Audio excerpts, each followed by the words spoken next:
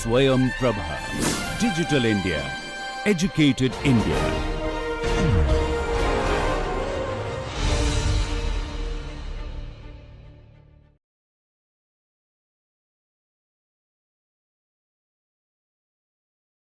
Let's go back to the non-dimensional equations. We've already looked at the flow equations, and what happens if we non-dimensionalize them?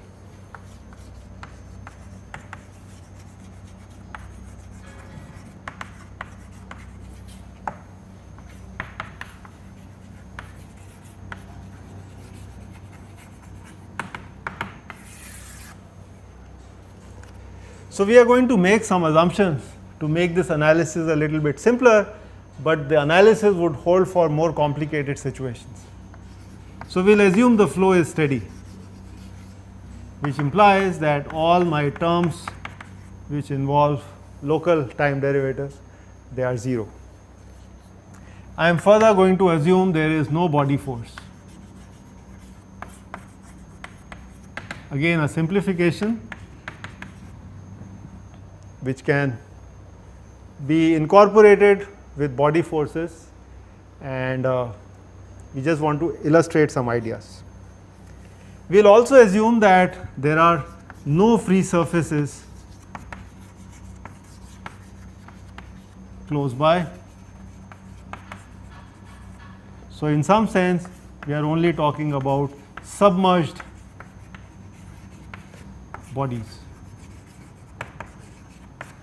So it could be, for example, an aircraft in an atmosphere, maybe submarine, okay, in water, or maybe a car on a road, an automobile or a train, and so on and so forth, or maybe a building. But we are not talking about sloshing in a tank or a ship sailing in a surface. That can also be done, but I want to do the analysis for a simple situation. So we already know the continuity equation. It is divergence of V equal to 0.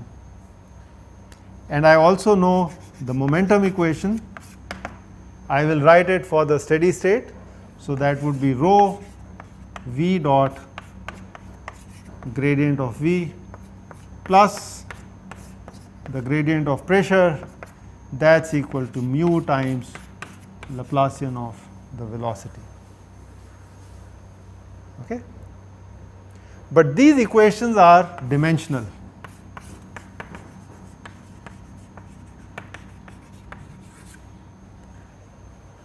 And I want to non-dimensionalize them. So I will have to introduce non-dimensional variables. So let me take an example. So let us say this is my x and y axis. There could also be a z axis which is coming out of the plane of the blackboard. And let us say I am interested in this aircraft. And let us say L is the length of the aircraft. I can actually choose half the length, or I could choose the height of the aircraft. It does not matter, I just choose L to be the length that I think it characterizes this aircraft. It is something like if I choose a sphere and I ask you what is the characteristic length of the sphere, some of you may say it is the radius, others may say it is the diameter, and of course the answer eventually would, the analysis would depend on what you choose. But if you are consistent throughout, then you can carry it through. Okay. And let us say the speed at which the flow is coming at it is u. So this is the free stream speed. Okay. Now what I can do is I can define x star as the non-dimensional variable, which is simply x divided by L. So what this means is that if I had the scalar x star, that would be x by L, y star would be y by L, and z star would be z by L. So notice I have non-dimensionalized all the coordinates with the same length scale. Okay. You could have, for example, done Lx, Ly and Lz, 3 different length scales in 3 different directions. I am not doing that. Okay, the length scale I am taking to be the same for all the coordinates. Likewise, I could talk about a non-dimensional velocity at any point. So, suppose I am interested in the velocity at this point x, then this is defined as the dimensional velocity divided by u, the scalar u, and u is the free stream speed. So, what this means is that my Vx star is actually Vx divided by u, my Vy star is Vy divided by u, and likewise my Vz star is Vz divided by u. Notice again, as I did for the length scales, my speed scale or the velocity scale is the same in all directions. Okay. What about pressure? Now, if you recall, we are talking about an incompressible flow. Okay. So I have written these to be divergence of V equal to 0 is for an incompressible flow. In an incompressible flow, the pressure datum does not matter. I could replace this P with P plus P0, for example, and it still does not change anything. Okay. So, therefore, what I will do is I will use the dynamic pressure, use twice of dynamic pressure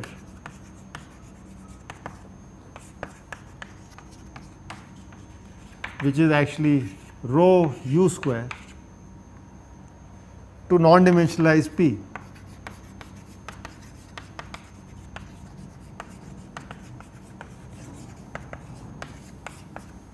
Okay.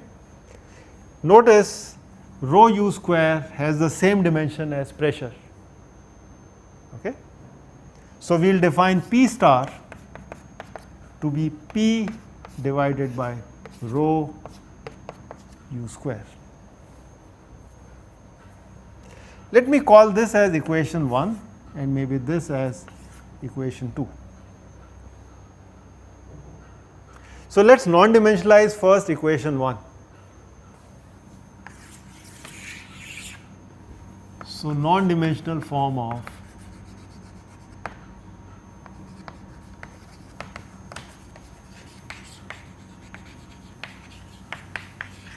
the continuity equation. And let me do this in 2D just to show you how it is done. So, my divergence of V can be written as del Vx by del x plus del Vy by del y equal to 0. Okay. I could add the third term, which is del Vz by del z, but I think what I am doing here in 2 dimensions would be good enough to illustrate the concept. I now try to replace Vx, which is the dimensional velocity, in terms of non-dimensional velocity. You can see from here Vx is simply Vx star times u. Similarly, x is simply x star times L. So, I can now write this equation as del of Vx star times u divided by del of, I will replace x with x star times L. Okay. And I can do the same thing with the next term, which is Vy star times u divided by del y star times L. Y is y star times L, and this is 0. And this, therefore, I could write as u by L times del Vx star by del x star plus del Vy star by del y star equal to 0. and this I can write in a compact notation that divergence star dot V star is 0. So, this is the non-dimensional form of my continuity equation.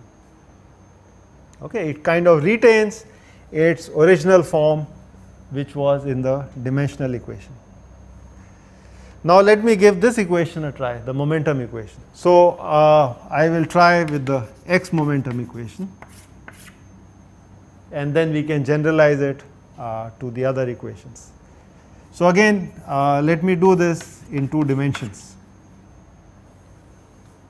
So, the x momentum equation in 2 dimensions would be rho Vx del Vx by del x plus Vy del Vx by del y plus del P del x.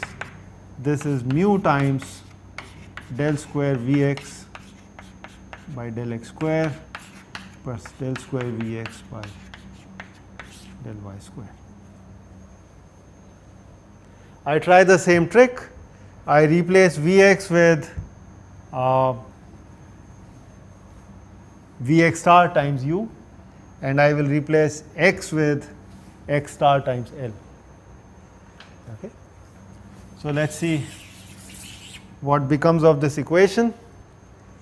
So, I would get rho times, the first term would be u times Vx star, and this is del by Vx star times u by del, and x would be x star times L. So, that is your first term. The next term would be u Vy star times del of Vy star times u, and this would be y star times L. Okay. So, that takes care of my convective acceleration. Then I come to the pressure term. So, P I could write as, from here P is P star times rho u square. So, this I would write as P star times rho u square divided by del x, which is x star times L. And now I come to the right hand side. So, that would be mu times this term over here, which is del square L Vx star, sorry, u Vx star. And then I had a second derivative, so this is x square. So, therefore, I will have to write L square x star square. Okay. And then for the second term, I would write del square u Vy star divided by del L square y star. And of course, I did not write the force terms, okay, the body forces, because I assumed them to be 0. Now, you can see there is a u square from here and a L. So, I get rho u square by L. So, I will take everything out. From here also I get rho u square by L. So, let me write this rho u square by L, and I will again put it in a vector notation. So, this would become V star dot gradient star of V star. Okay. And then I have the pressure term, which is, again I can take out rho u square by L gradient star of P star. And then the next term is mu, and I would get u by L square and this Laplacian term I can write as, this is now the Laplacian of V star. Okay.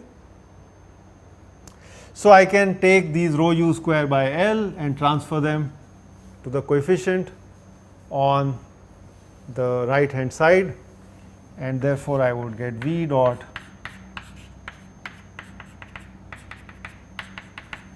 plus gradient star of P star. This is, so you can see this 1 u cancels this, 1 L would cancel this. So rho u would go here to the denominator, so I get mu by rho u times L, and this is Laplacian of V star. This quantity here, some of you may be able to identify this. I will call this as 1 by Reynolds number, where the Reynolds number is defined as rho u L by mu. Okay.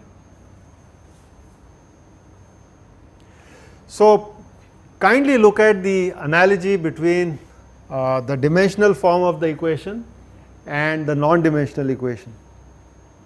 So for your convenience, maybe I can write down the non-dimensional equations next to them.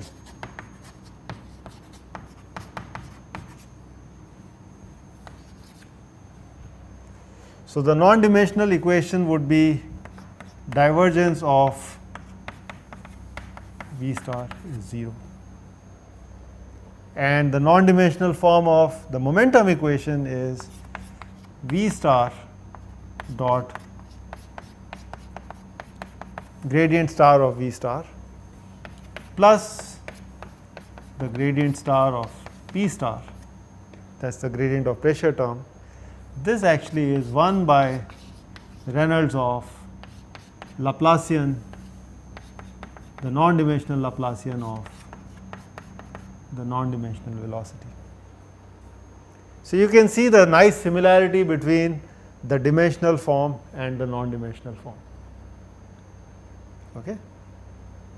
So Reynolds number turns out to be one parameter that is the non-dimensional pi. Okay.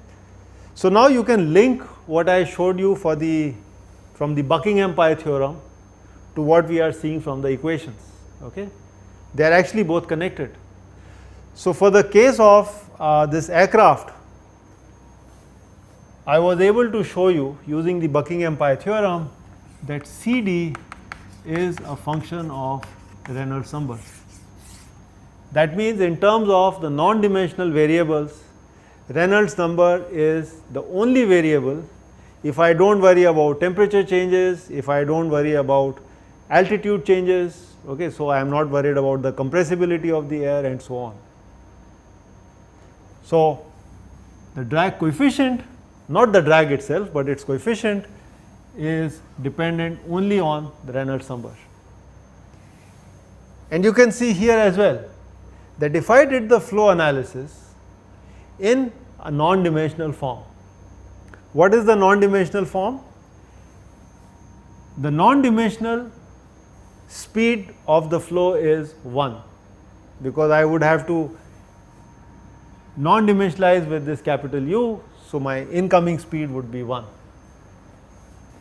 The non-dimensional length of my aircraft would be 1. Okay, so it does not matter which aircraft I take, as long as they are of the same shape, they all have the same non-dimensional length and the same non-dimensional speed. And in that format, I am saying that the only thing which matters now is the Reynolds number. So that is the mathematical equations you get right from first principles, and it augurs very well with what the Buckingham pi theorem is telling you, that if you look at the non-dimensional drag, it also depends only on Reynolds number. Okay, we will stop here and we will continue on this topic in the next class. Thank you very much.